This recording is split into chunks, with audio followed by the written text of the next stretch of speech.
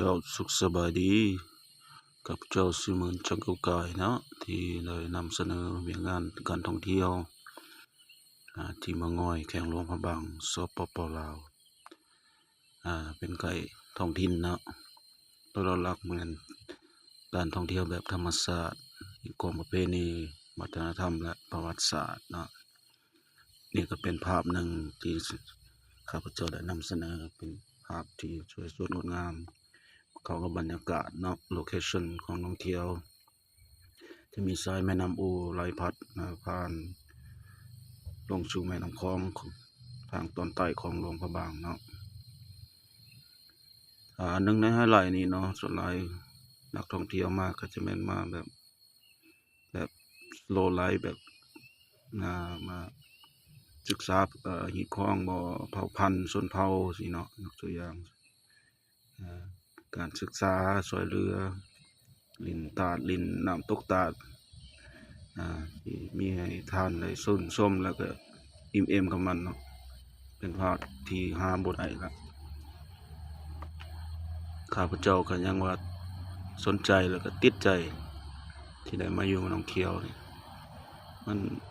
เกินเลยแบกอากาศดีทิวทัศน์งามนิสัยใจคอคนก็สวยสดงดงามคือกันเนาะถ้าผู้ใดได้ไปได้มาก็อย่าลืมเด้อมาแวะลินยามบ้านหนองเขียวขึ้นกับมะงอยเก่า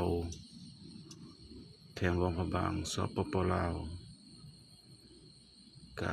คิดว่าทานอัดสิสละเวลาอันมีค่ามาเยี่ยมมายามทางนี้นะเด้อ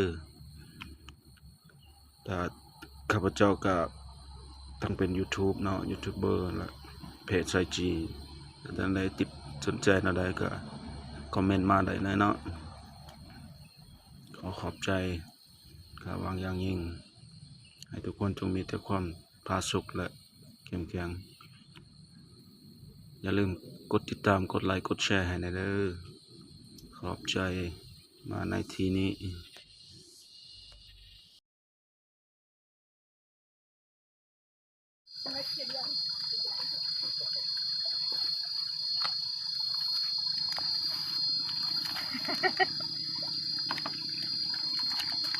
Hola. Madam.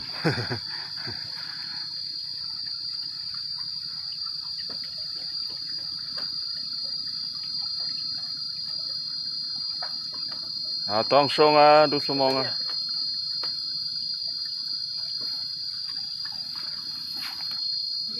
Yeah. You made it.